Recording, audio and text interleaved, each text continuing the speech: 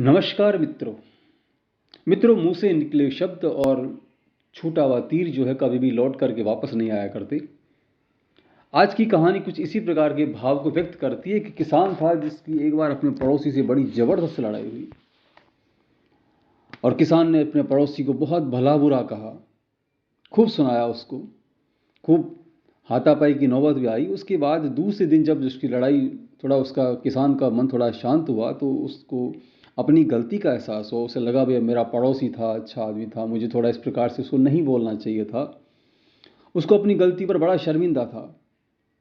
इतना वह शर्मसार हुआ कि वह अपने मन में बड़ी ग्लानि का भाव महसूस कर रहा था। तो वह ऐसा सोचते सोचते एक विद्वान आदमी जो था उसके पास पहुंचा और उसको कहा, भाई मैं जो है ना अपनी गलती का प्रायश्चित करना चाहता हूँ, बताइए मुझे क्या करना चाहिए।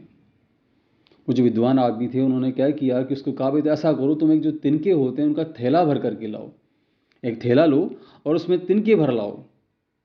किसान ने वैसे ही किया और उसके बाद जब वो लेके आया उसको बोला, ऐसा करो उसको शहर के बीचों बीच छोड़ दो।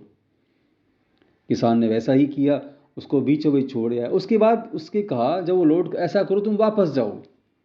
थोड़ी देर बाद उसको जाने के लिए कहा, ऐसा करो तुम इन तिनकों को जो तुम वहाँ छोड़ के आओ थैले को, अब उसको वापस समेट करके लाओ और जितने तिनके उड़े हैं ना उन सबको समेट करके लाओ। किसान ने जब वहाँ पर पहुँचा तो उसने बोला, साहब वैसे तो ये असंभव सा बात है, वो तिनके उड़ गए, मैं कहाँ से समेटूंगा उनको। फिर भी वह कुछ सोच करके चला गया। बाद में जब वह वहाँ पर पहुँचा तो चूंकि वह तिनके सब उड़ चुके थे, वहाँ पर खाली थैला पड़ा हुआ था। उसने कहा, साहब वहाँ तो कुछ मिला ही नहीं मुझे।